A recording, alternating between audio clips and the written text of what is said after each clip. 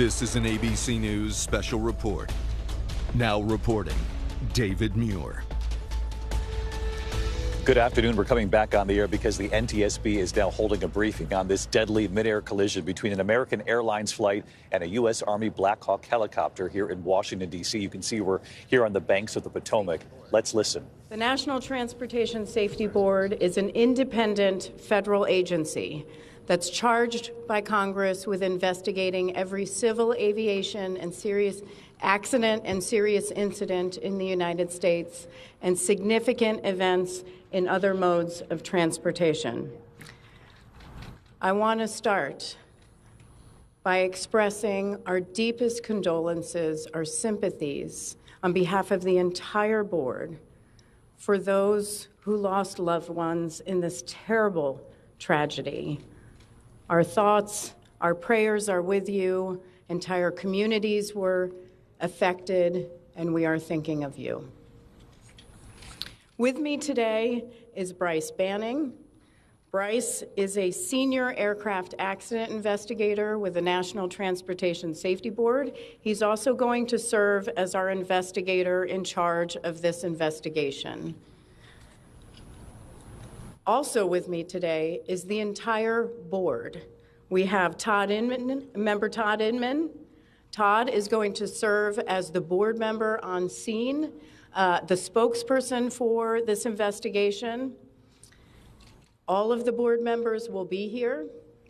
We have Vice Chairman Alvin Brown, member Mike Graham, who lived in Wichita for 20 years, and we also have member Tom Chapman. The NTSB's headquarters is just a mile from here, and so we are all here because this is an all-hands on-deck event, and we're here to assure the American people that we are going to leave no stone unturned in this investigation. We are going to conduct a thorough investigation of this entire tragedy, looking at the facts. Now, with that, I want to level set. When we go to the scene, and we were here last night, we allow the responders to do their important safety mission, which in this case was search and rescue and recovery. We stand back to allow them to do their important safety mission. And so this, for us, is our first full day on scene with our entire crew coming together. We have about nearly 50 people on scene, and in addition to our resources back at headquarters in our labs and throughout the agency. So with that said, we are not going to get into specific facts in this press conference. I want to level set here. We're going to get into our investigative process. As we are able to confirm factual information, we will provide that. I do want to say this is a whole of government effort. I was able to brief, along with others, the President of the United States and the Vice President this afternoon. I want to thank them for their leadership, for their tremendous support of the NTSB, for our investigators, and for the responders that are on scene doing an important mission. I also want to thank Secretary Sean Duffy, who I was communicating with early on after we first got word of this tragedy. We've been working together throughout the day, along with his team at the DOT and within FAA. I also want to thank Secretary Pete Hegseth, who was also integral in working with us today. Chris Rocheleau, the acting administrator of the Federal Aviation Administration. We've heard from many members of Congress on both sides of the aisle. And so I will say this is a tremendous, one more time, whole of government effort. I also want to take a moment and thank the many, many responders that have been on scene. It has been an incredible effort. And I will have a full list that I will provide, that we will provide tomorrow, but I do want to thank them for all their work. With that, I'm going to turn it over to Member Inman for additional remarks.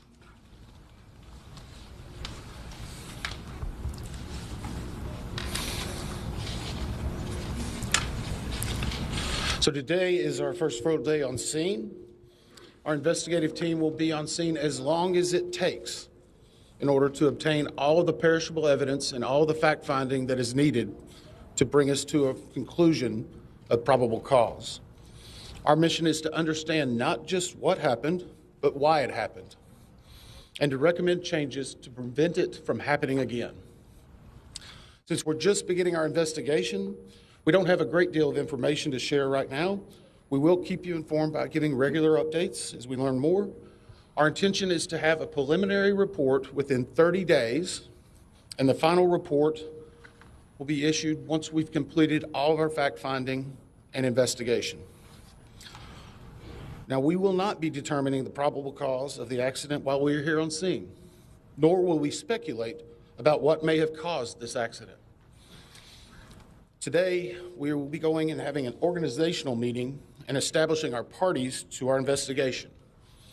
We currently have the following parties that are already identified: PSA Airlines, GE Aerospace, Sikorsky, FAA, NACTA, which represents the air traffic controllers, ALPA, which represents the pilots, Army, AFA, which represents the flight attendants.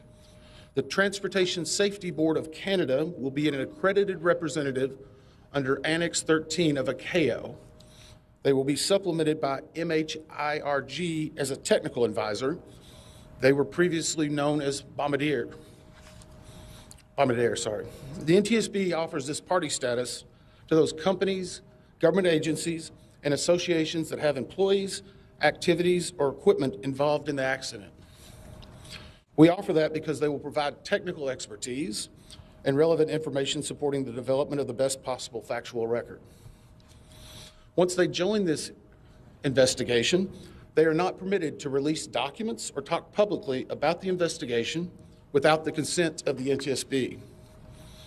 So I want to stress this. It is only the NTSB that will provide information related to this investigation, with one exception. Regarding the fatalities that occurred, that notification will be handled by the DC medical examiner. We will not be discussing fatalities or names. That will be handled by them as the proper authority. So we want to talk a little bit about our process. We will analyze the facts and determine the probable cause of the accident, and then issue a report of those determinations. I also want to talk a little bit about some additional people that are here with us, and they're very important to us, and that is our family assistance group. Later today, we will be briefing the families. We normally try to do this before a media event, but in this case, they're still arriving. Our family assistance specialists are already working closely with local officials and others to help assist them in their efforts to support everyone that's affected by this accident. And let me just reiterate what the chair said. A loss of life in an aviation accident is very unusual in the United States, and our heartfelt sorrow goes out to everyone that's affected. It affects us, it affects everyone around us. There are a lot of people hurting today. We will help find out what happened. We will do it factually, and we will do it accurately. As part of this, we are going to be standing up some specific working groups. Those working groups will be operations. They will be looking at the history of the accident flight and crew members' duties for as many days before the crash as appears relevant. We'll be forming a structures group, which will be the documentation of the airframe wreckage and the accident scene, including calculation of impact angles to help determine the plane's pre-impact course and altitude. We'll have a power plants group.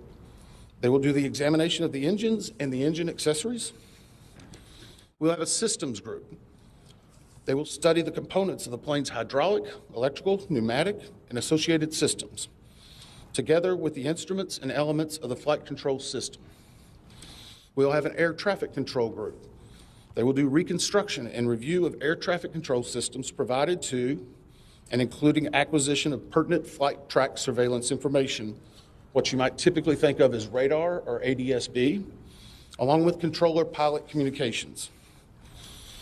We will also have a survival factors group. They will be doing the documentation of impact, forces and injuries, community emergency planning, and all crash and fire rescue efforts. Also, due to the unique nature of this crash, we will be having a helicopter group as well. Lastly, we will have a human performance group, and this will not be its own group. It will actually be a part of the operations, air traffic control, and helicopter groups. They will study the crew performance and all before the accident factors that might be involved in human error, including fatigue, medication, medical histories, training, workload, equipment design, and work environment. Now we're going to take a few questions, but I will again stress we don't have a lot of information now. We will continue to gather that. We will try to release it as we can, but we will only talk about the facts of the case that we know right now. So I'm going to ask, we'll call on a few people. I'm going to ask that you state your name and affiliation. James Matthews from Sky News. So we've heard from President Trump today talking about DEI hiring policies within the FAA and associating that with the cause of this accident. What do you say to that? Well, unfortunately, I didn't hear the remarks. I was briefing House and Senate members, but I believe, Chair, would you like to take that? As part of any investigation, we look at the human, the machine, and the environment. So we will look at all the humans that were involved in this accident. Again, we will look at the aircraft, we will look at the helicopter, we will look at the environment in which they were operating in. That is standard in any part of our investigation. I'll turn it back. Chair, can I ask you, has the flight data recorder been recovered yet? And what is the difficulty in a water disaster like this, which presents a very difficult environment for your investigators and the people out on the water? Well, the question was on the flight data recorders. And we have not recovered the flight data recorders yet. We know they're there. They are underwater. This is not unusual for the NTSB. We have many times recovered flight data recorders in water. We have our lab right here that is about a mile from the NTSB, so it's not unusual. And once we get those, we'll be able to get those read and information from them to be able to provide further information to you. I'm going to turn it back over to Member Inman. Sir. Heather Henry with CBS News. Earlier today, Defense Secretary Pete Hegseth said a mistake was made last night. Based off of you all's initial investigations and preliminary findings, have you all been able to tell whether this was human error or mechanical failure? The question was, is there been human error or mechanical failure? We don't know what we know just yet. We do not know enough facts to be able to rule in or out human factor, mechanical factors. That is part of the NTSB investigative process and where all of these groups will come together.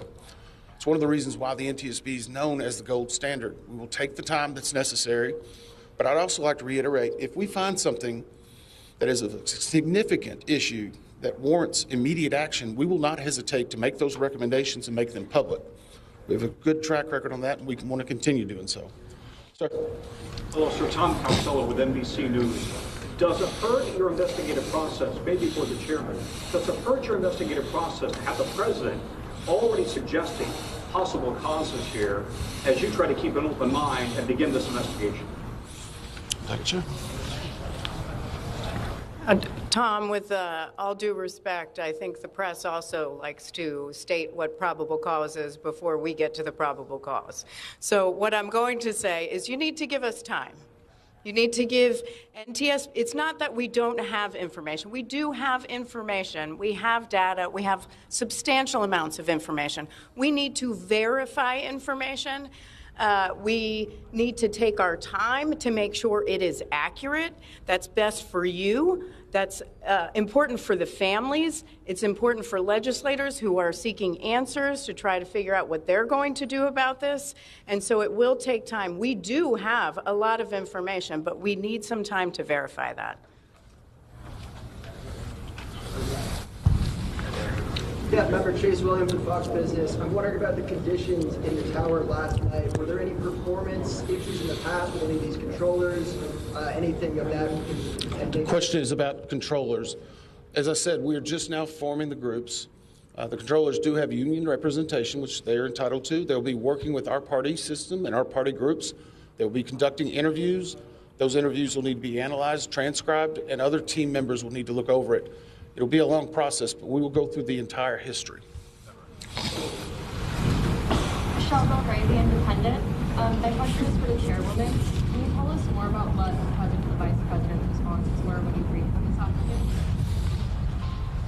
afternoon? Sure. So the question was about my briefing for the president and the vice president. As is standard, we offer briefings on our process and what we know, and this was a briefing with the president and vice president and with Secretary Duffy and Secretary Hegseth and also the acting administrator of the FAA. There was discussion on what we know so far and our process, and that was about it.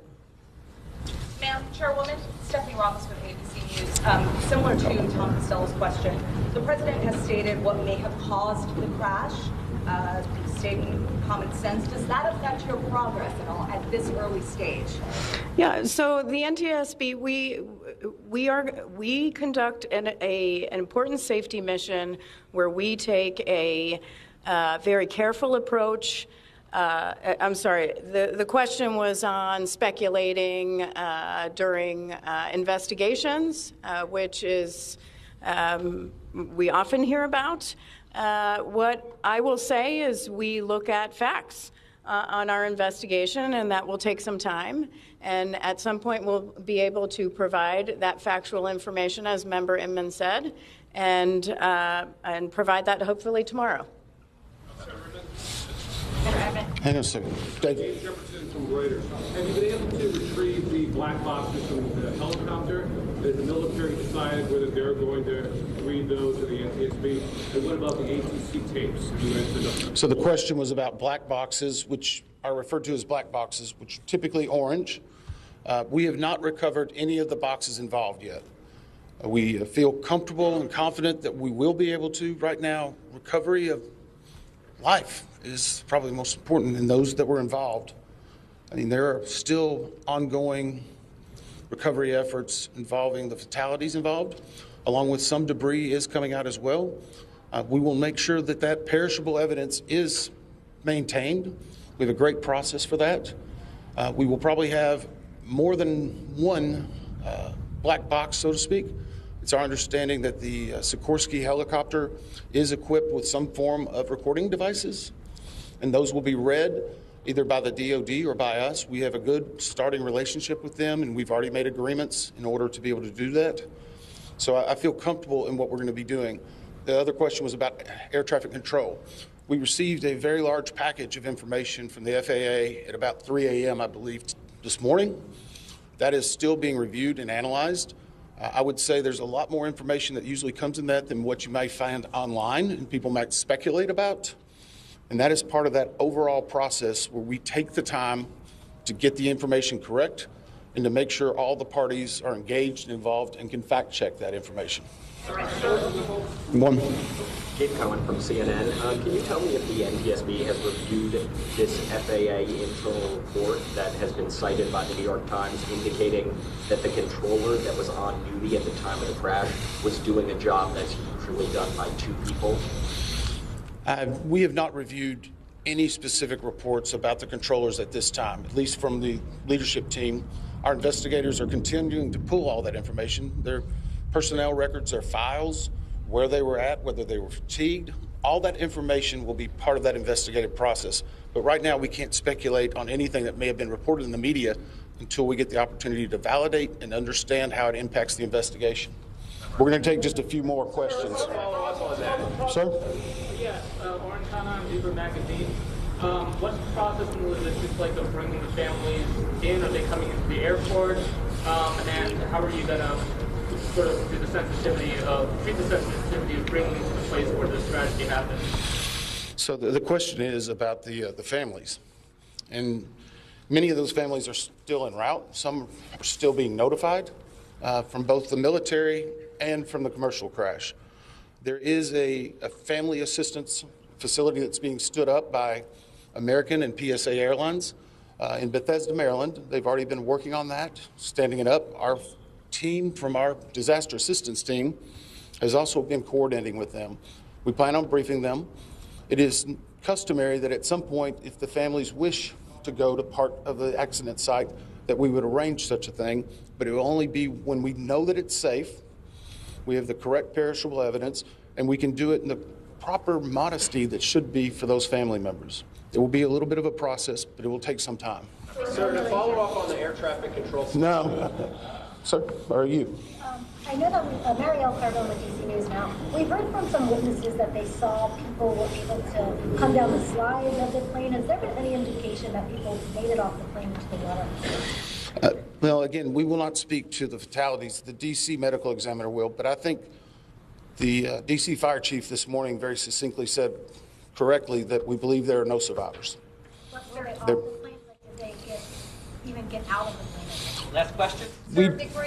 So hang on one second. Right now, we're going through the debris fields. Nothing we've seen would indicate that maybe slides or chutes were deployed. It was a very quick, rapid impact, but we've seen nothing in that regard so far from the evidence we had, but we still need to verify all of that information. One more question? For example, right here. Sir, are you going to be looking at the family member's cell phone? Go ahead. Jeff Cook at ABC News. What do you know about the altitude of the helicopter at the moment of impact? And can you talk about the procedure for such helicopters in that area? The question was about the helicopter procedures. And in D.C., it's kind of a unique environment. We've been getting briefed more and more by the FAA. I'm not an air traffic control specialist, but they're actually helicopter zones, if you will, or tracks. And this one was transiting, I believe, from track 1 to 4. As part of their normal procedure. If you live in D.C., you see a lot of helicopters going down into this area. So there's a very well-defined system in that regard. As far as altitude, until we get the additional information, we can't validate or basically corroborate any of that until we get more of the electronic data and the data that's on the plane. I do want to clarify one question that also came about cell phones. You know, in today's age and time, a lot of electronics and other devices do contain a lot of different information. We've found on a number of our accidents that we actually are notified through a smartphone that may sense that. As part of our process, we will obviously treat all of the effects of the deceased with dignity. We are already starting to pull that information together. If we feel that it's necessary to find or pull some of that information, we will work with the families and make sure we do it in a manner that's respectful for them and their privacy. But right now, we don't have any plans specifically on that amount, on that area until we need to. Thank you very much. You've been watching a live press briefing with the NTSB taking questions, limited questions here, less than 24 hours after the deadliest air disaster here in the United States in nearly 24 years. This American Airlines regional jet and a U.S. Army Black Hawk helicopter. There was some news that came from this news conference. In addition to laying out how they'll proceed with their investigation, they say very carefully it'll be based on the facts. They said it'll be 30 days was the number they gave until they release their report, unless there's any urgent change that needs to take place. They said they would step out in front of that report in 30 days. But they did break some news here during this press conference, and I just want to go over a couple of the things that we learned. They have not recovered the flight data recorders from both the regional jet and the recording device from the Black Hawk helicopter, though they made it very clear they believe both of those recording devices are still in the water. And we heard the NTSB say it's not uncommon that it would still be in the water at this point. They feel very strongly that they'll be able to get to that information. You heard the NTSB was asked about Defense Secretary Hegseth suggesting that there must have been some sort of a mistake last night. The NTSB would not go there, only simply to say that they will investigate all humans involved, all mechanics involved, the aircraft involved, et cetera, as they move forward in their investigation. They did reveal that the FAA, as of 3 a.m. this morning, did deliver a batch of research research information from air traffic control. I gather that will include communications and the logs from air traffic control, but we'll, of course, have to wait to report that out. They talked about this briefing actually coming before their meeting with the families involved, the families of the victims. They said that's somewhat rare to address the cameras and the public before meeting with the families, but they pointed out in this case, many of the families are still en route to the scene to meet with the NTSB. They said they do have their team ready to work with those families who are undergoing an unbearable loss at this point. And I want to bring in Gio Benitez. He covers aviation for us. And Gio, that was news that they don't have the data recorders yet, but they're very confident they'll get to them. Absolutely, and it's critical, of course, David, that they actually find that. But there are so many questions here, and what you heard from the NTSB is a fairly typical first NTSB press conference after an accident, where they're sort of detailing the process of this investigation because it takes them so much time to obtain this. And a lot of times, what we see at the very beginning with these stories isn't what the investigation ends up finding. We saw that with the Alaska door plug when it flew off back in January of last year. We saw how that changed, and that's very likely what would happen here as well. There are some key questions, though, and certainly the Black Hawk helicopter being at 350 feet, that is at least what this preliminary flight data that we have right now says, because it was supposed to be at 200 feet or below. So that's going to be one question that they're going to be looking at for sure. By all accounts right now, the American Airlines plane had a normal approach as it was landing. That is what it looks like. The American Airlines CEO said that, and just about everyone has said that as well. But air traffic control, the question of air traffic control, at one point, air traffic control did tell the Black Hawk helicopter and asked the Black Hawk helicopter pilot, did they see the plane, this CRJ plane? Did they see it? And the Black Hawk helicopter pilot actually said that, yes, they did. But moments later, that's when the accident happened. Now, President Trump earlier today did raise the question of, was that warning early enough? And so that's going to be something investigators are going to be looking at, Dave. Be questions, too, about whether or not it might have been another aircraft in the sky that perhaps the team on that Black Hawk helicopter might have seen, because we've all seen those images captured on a number of cameras here in the Washington, D.C. area, different angles. And at that moment, there was actually another plane in the foreground, not far off from the actual regional jet and the Black Hawk helicopter that were involved in this. So many questions moving forward. And as Gio just mentioned, the altitude, that's, of course, early reporting here. We'll see if that bears out from the NTSB. They were asked actually about altitude and did not want to address that. They were also asked about whether or not there's any evidence that the emergency slides or chutes had been deployed on this regional jet. They said so far there is no indication that that was the case, but said, of course, it's still very early in this investigation. I want to bring in Martha Raddatz, our chief global affairs correspondent. Martha, you heard Gio mention the altitude there. Questions also for the NTSB here moments ago about sort of the flight patterns here and the routine training. You and I both know we often see Black Hawk helicopters over the Potomac, many of them carrying sort of diplomatic guests or members of the government, but many times they are undergoing routine training. And through your reporting, we've also learned that those who were on board the Black Hawk helicopter were very experienced.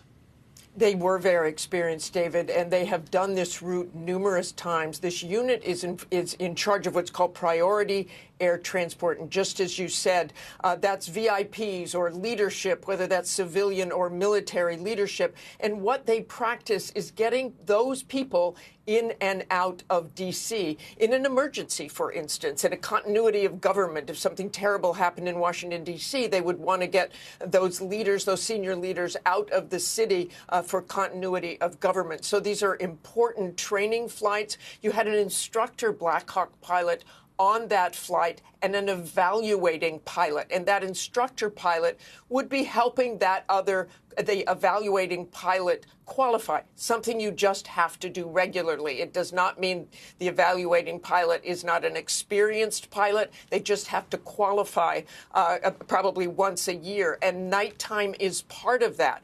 We believe they had night vision goggles on. Pete Hegseth said that this morning. President Trump said he was not sure, but that is a very routine. thing to do is use those night vision goggles. It's harder to fly, according to pilots I have talked to, with those night vision goggles, especially with a lighted city in front of you. They're great in the desert when you need extra light, but sometimes it's more difficult to fly when you have lights ahead of you. That is something they will definitely be looking at to see if perhaps that had anything to do with this, David. And a quick follow-up for you, Martha, because one of the central questions, and there are so many questions this early on, but one of the central questions will be that conversation that's already been made public between the air traffic controller who was trying to reach out about 30 seconds or so. That's what's been reported before the collision took place to that Black Hawk helicopter, saying to be aware, obviously, of the regional jet. Do you see it? The answer was yes. And then the early reporting now, and you can hear it in the audio, is that air traffic control then reaches back out to the Black Hawk helicopter just seconds before the collision, asking yet again to wait for the regional jet to go by, and there was no response. That's going to be looked at very carefully here. It certainly will be, David. And that helicopter, we can't stress enough, they were flying visual only. This wasn't an instrument landing. This wasn't, I can't see anything, so I'm going to let my instruments help me land. They had visual verification, so they said, of that regional jet. Obviously, there was a mistake made. We don't know exactly why or what exactly happened when that helicopter rammed into that jet. But that last transmission where you didn't hear them answer, that will be key. David? Martha Raddatz with us here for our live coverage of this NTS briefing, the first of its kind with this investigation underway. Martha, thank you. One last question here from former Air Force pilot, ABC News aviation consultant John Nance. John, thanks for being here as well, because for people watching across this country, it's been more than 2 decades since we have reported on a deadly air disaster of this scope here in this country. And one of the things that everyone has heard at home already is that air traffic control audio. What do you make of the interaction between air traffic control, the Black Hawk helicopter, acknowledging that they saw the plane? Still unclear whether it was the actual plane or a different plane in that airspace as well that might have distracted them. And again, this is all just speculation and something the NTSB will have to answer. But when you see the video, you see the collision, and you hear the audio of the air traffic control, the exchange some 30 seconds before that collision, what does that indicate to you so far? Indicates to me so far that there is almost a certainty to the fact that there was a confusion, and how that confusion came about is going to be one of the key elements of the investigation. But they acknowledged that they saw the jetliner, and I'm sure that's exactly what they thought they were seeing. But as you pointed out, there's so many lights around, there's so many opportunities to not have the right thing. I can't tell you how many times in my career, both military and civilian, I've accepted the responsibility and said, yes, I have them in sight, and hoped that I really did have the right one in sight, because it's very difficult. Also, the pace of communications is something that needs to be talked about. The communications are single, in other words, one push to talk, one voice, pardon me, in either direction at a time. And what you end up with is a situation where we have crammed as much information as we can get, and there's a lot of confusion that comes about when people are talking too fast. And John, when you look at some of this early reporting and the numbers, when you're talking about that plane, you heard Gio mention this, that American Airlines has come out and said that their data so far shows that that plane was coming in for a very normal landing and had been told to go to runway 33 to change runways sometime beforehand, but had redirected and was coming in. And American Airlines so far saying that everything looked extremely normal, at least given what they've had access to so far. And the idea, the notion that this regional jet was some 2,400 feet from a normal landing there on the runway, it's just extraordinary that this would play out moments before all of those passengers would have been safely down. I'm sure they didn't have any idea what hit them. And it was at such a low altitude, you're concentrating only on putting the airplane on the runway. It's right there in front of you. This is not the point of time at which electronics, for instance, could help you. We have a thing called a TCAS, a traffic collision avoidance system. It cuts out at about 1,000 feet because you wouldn't want it coming on saying dive, dive, dive when you're at 200 feet. The altitude is going to be one of the things, too. They're going to look at the altitude of both jets. But it does appear that the American Airlines was right where he was supposed to be. And John, one last question for you. You heard the NTSB confirm what we learned from the fire chief this morning, and that is they believe there are no survivors here. They said moments ago there's no evidence that the slides or the chutes on that regional jet were deployed, though it's still very early. They acknowledge that. And there are also early reports that that fuselage, that jet is in at least 2 to 3 pieces in the water, as well as that Black Hawk helicopter. When you see that video of that collision, that explosion in the nighttime sky and where they landed, you'd be hard-pressed to think that anyone could have survived that kind of impact in waters that are 32 to 36 degrees here. Yes, that's a very correct statement, David. I think, first of all, when I saw that and managed to evaluate it a little bit, the speed with which the fuselage, the remains of the airplanes and the helicopter hit the water, probably that was unsurvivable. But even if somebody had survived that, the waters were going to give you about at 36 degrees around maybe 35 or 40 minutes of useful consciousness, maybe less.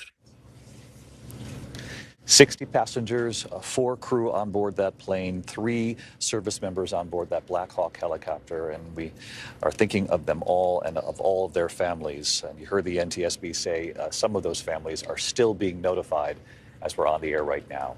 I'm going to return you now to regular programming. Our coverage will continue on ABC News Live, abcnews.com, of course, 24 hours a day. And then we'll be back with the entire team for a special edition of World News Tonight. I'm David Muir, right here along the Potomac. I'll see you a little later today. Good day. This has been a special report from ABC News.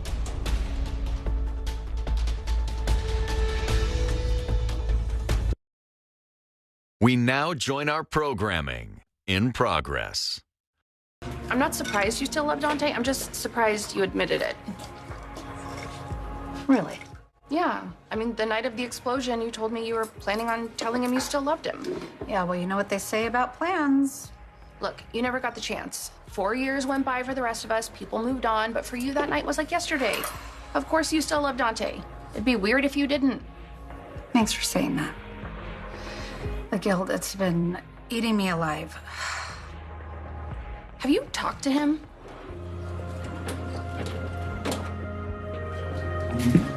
There's Jason. Do you think I should tell him about Sam? No, I don't think you should do that. Maybe he already knows. He looks serious. No, he always looks like that. So what I have to tell you needs attorney-client privilege. Always. What's going on? Sasha Corbin is pregnant. Michael is the father. Well, of all the scenarios I could have imagined, that wasn't one of them.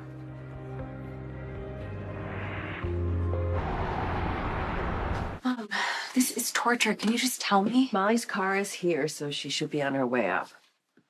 Sorry, I'm late. I was dealing with the most frustrating, pig-headed person on the planet. Molly, chill. Mom has something to tell us. What's going on? Are you all right? Have a seat. Right here.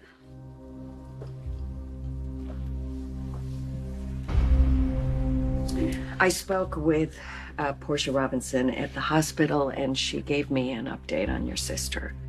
What kind of update? Do they know what caused her heart attack? She was given a lethal dose of digitalis, and that was a drug that was not prescribed to her. So, criminal negligence? It wasn't an accident.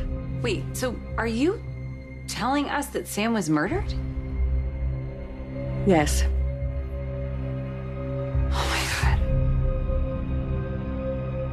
I need to ask you a favor. Well, I think I've made it clear that I'll do anything in my power to help you. You have. But what else could you possibly want on such a beautiful night in Germany?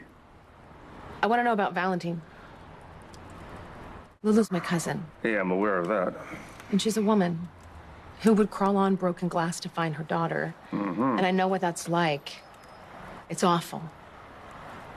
So I'd like to know what's going on between you and Valentine.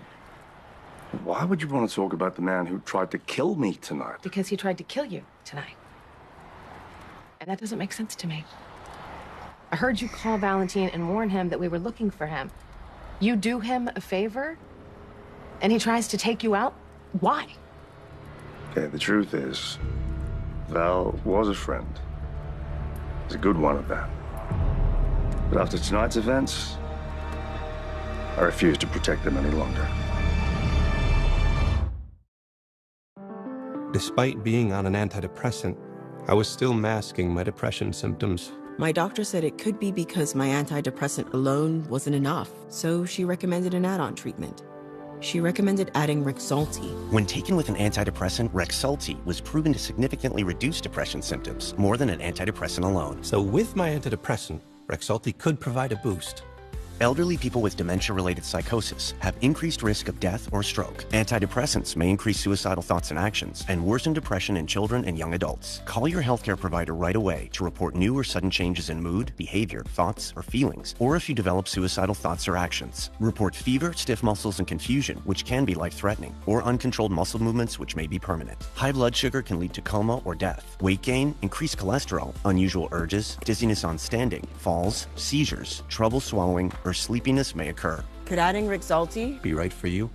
Ask your doctor about adding Rexulti. Who can solve this equation? Ooh! Me. Anyone else? Fine. Jake from State Farm. Again. Right. It's the personal price plan theorem. If you bundle your home and auto, that can equal an affordable price just for you. Bundling. Just another way to save with the personal price plan. Like a good neighbor, State Farm is there. The first time you try Bounce, it hits you. Your laundry feels way fresher, softer. So you start to wonder, if I put a sheet of Bounce on the finance guy, will it make him softer? Bounce can't do it all. But for better laundry, put a sheet on it with Bounce. Your best defense against erosion and cavities is strong enamel. Nothing beats it. I recommend Pronamel Active Shield because it actively shields the enamel to defend against erosion and cavities. I think that this product is a game changer for my patients. Try Pronamel mouthwash. The Freestyle Libre 3 Plus sensor tracks your glucose in real time. And over time, it can help lower your A1C. This is progress. Learn more and try for free at freestylelibre.us. We were made for Huli. Made to bring her joy. Because when a scary tumor threatened her story, we became her magic. Every nut and bolt became special. Each hand and tool dedicated to one quest. Erasing that tumor and keeping her story alive. Because we were made for Huli.